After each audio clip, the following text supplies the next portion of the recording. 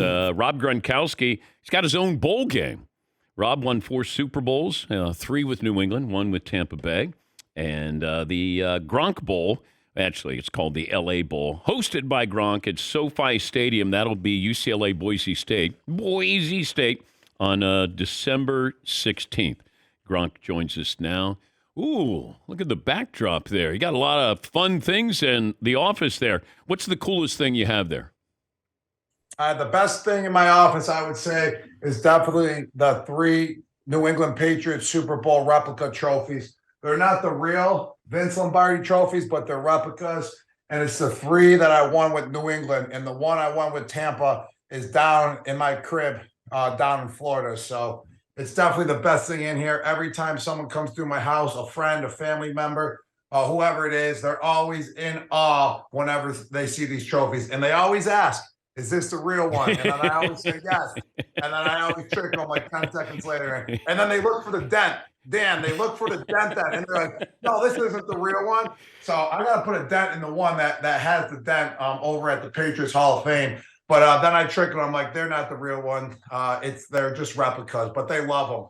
When's the last time you talked to Brady? I actually talked to him yesterday, and he sent me some highlights of us in the playoffs, which was really cool because I actually saw some highlights of us on Instagram about 2 weeks ago, and I was like, dang, we were legit. We were legendary, that's for sure. And, wait, Gronk, did you forget? I kind of forgot, I'm so busy running around, doing all the stuff, doing the analyst for Fox and stuff. And wow, when I see the highlights, man, I think we were the top dogs, man. No one did it better than us. I swear, man. We were on fire. That's for sure. Okay. Kelsey and Mahomes. They're legit. You can't take away anything from them, but I think Brady and Gronk just sounds a little bit better, man. It has a better ring to it. What if it was a fight? An actual fist fight, you and Brady versus Mahomes and Kelsey. Oh my gosh. Oh man. Everyone always tries to compare us, us 2 versus them 2 or Travis versus myself. And everyone always takes a different angle, but all right, I'm going to answer. I mean, you asked, so, I think we'll take them down. I think we'll win. I mean, hey. But is Tom a good fighter? Hey, Tom's a dog. Tom's a dog. And you know something? I saw what he said on his podcast the other day with LaDainian Tomlinson. Yeah, I got up. He said it this way. I wasn't I got up from every single hit. And I got to agree with that. And, the rules started softening a little bit at the right time for Tom Brady when he started going into his 30s, 35 years old, into his 40s. So it helped him out tremendously to play till about 45 years old. But I've seen some crazy, crazy highlights of Tom Brady when he was 24 years old, 25, and he absolutely got lit up harder than any quarterback I've ever seen in my life. And I'm sitting there like, damn, Tom, I didn't know you used to take hits like this. And he got up every single time. So you got to give him that credit, man. Well, I go back to that Super Bowl with the Giants, Gronk, and I was on the sidelines watching that. And I remember Strahan telling me he never had more respect for Brady than after that Super Bowl with the punishment they gave him, and he never, ever complained. That's 100% true. And every injury that Tom ever had, too, he's never complained. He always found a way to get back out on the practice field the next day or to continue practice. For example, when he ripped open his hand before the Jacksonville game, the AFC Championship game, I don't know, 6 years ago or whatever it was, I saw it happen. I mean, he screamed like a mofo, that's for sure, because who won it? I mean, you ripped your freaking whole thumb open. But let me tell you, it didn't hold him down. He was out there for the game. So nothing holds him down, man. The guy's a warrior. And so if you're ever in a battle with him, he's going to keep battling until you freaking knock him out or freaking demolish him. So, he's going to keep fighting for you. That's for sure. When's the last time you talked to Belichick? Was actually on Tom's podcast when he retired. So everything has to go back to Tom. So I was on Tom's, whatever, the podcast he does on Sirius XM. Yeah. And then he was having everyone come on. He had Peyton Manning come on. And then I started making fun of Tom with Peyton Manning, saying, Tom ripped your plays off of you, Peyton Manning. That's why we were so successful. And then all of a sudden, Coach Belichick came on too at the same time. And then we just started bantering back and forth. It was great interaction, man. It was awesome. He's Rob Gronkowski, won 4 Super Bowls, and he is the host of the L.A. Bowl. It'll be at SoFi. It's UCLA, Boise State. Okay, how did this happen, and what's your role in the bowl game once it starts? Yeah, so it kind of happened. I mean, they had Jimmy Kimmel as the host the last 2 years, and it was the first 2 years the LA Bowl was established. And then, his contract or whatever expired, and then they were moving on to, find an athlete. And they hit up my team. They hit up my management and asked if I would be, interested in hosting the LA Bowl.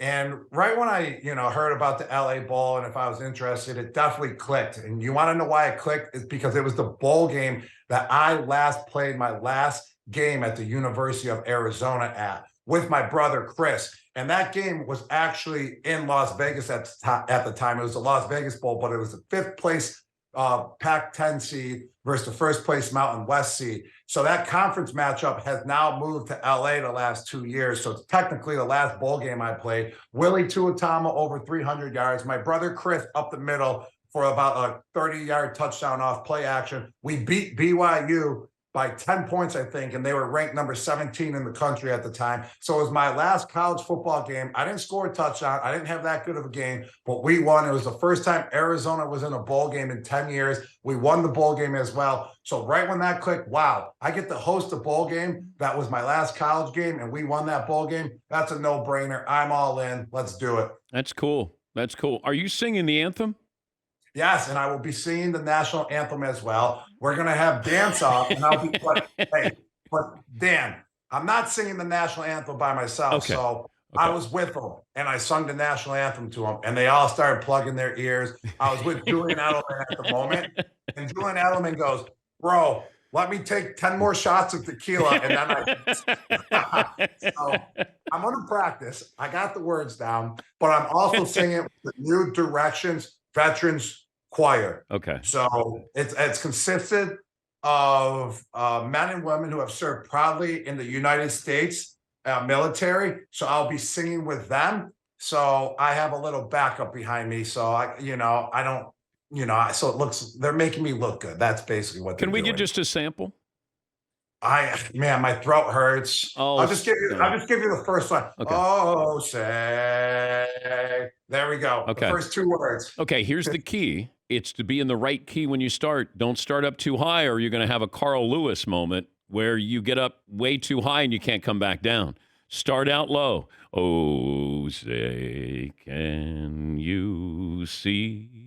Oh man, damn! I'm gonna need you to sing it with me as well. No, that'll be guilt by association. I want you to do it yourself and let you stand out. I don't want any blame if it doesn't go well.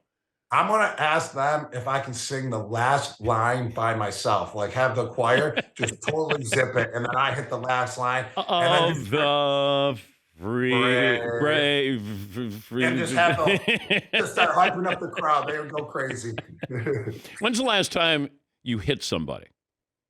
Oh man. Hit somebody. I mean, I would say the last game. I would say like actual hit somebody. Do you miss do you miss contact? No, not really, man. I've been having contact my whole life ever since I was 4 years old with my brothers in the basement playing mini stick hockey. There's actually home videos of us Christmas Eve and my mom's filming. And all of a sudden there was such a big hit.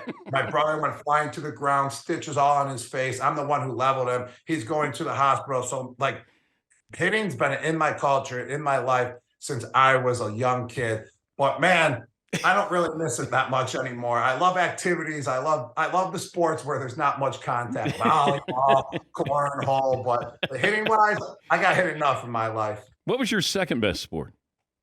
I would go with baseball all the way up until I was about 14 years old. And then I started declining big time because I think I started lifting and getting too big. I couldn't really swing that much anymore. But then basketball was my second favorite to play in high school because it was just like we had such a great atmosphere at our school. We had a crowd called the Green Squall, and they would just come and harass the other team the whole time. They would go crazy if I dunked the ball. So basketball was a lot of fun in high school. I'm glad you're doing well. And it's weird how people they push athletes or ask you, when are you going to retire? When are you going to retire? And then you retire, and then they say, when are you going to come back?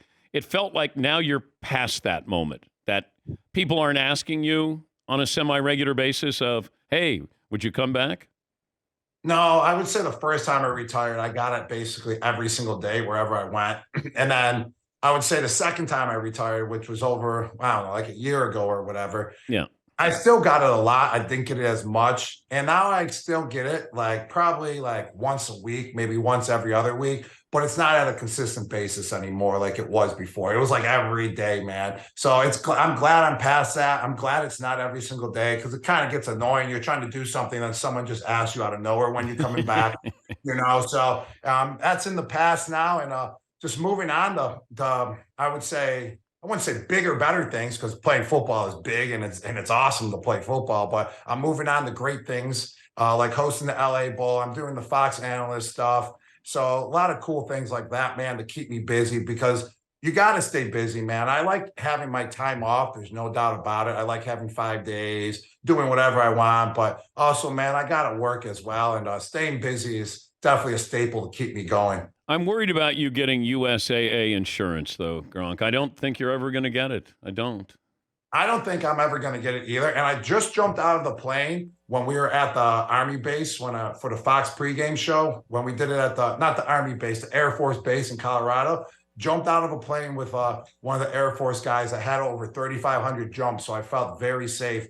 And I was flipping and doing all that good stuff. I landed, and then all the cadets were there as well. There was about 200 of them, and they were all asking me, does that get you USAA insurance? And I'm like, no, it doesn't. And then the one kid was like, marry my sister. That will get you USAA insurance. And I was like, oh, man, we're going to another level now. Yeah. Good luck with the LA Bowl, and thanks for joining us, Gronk.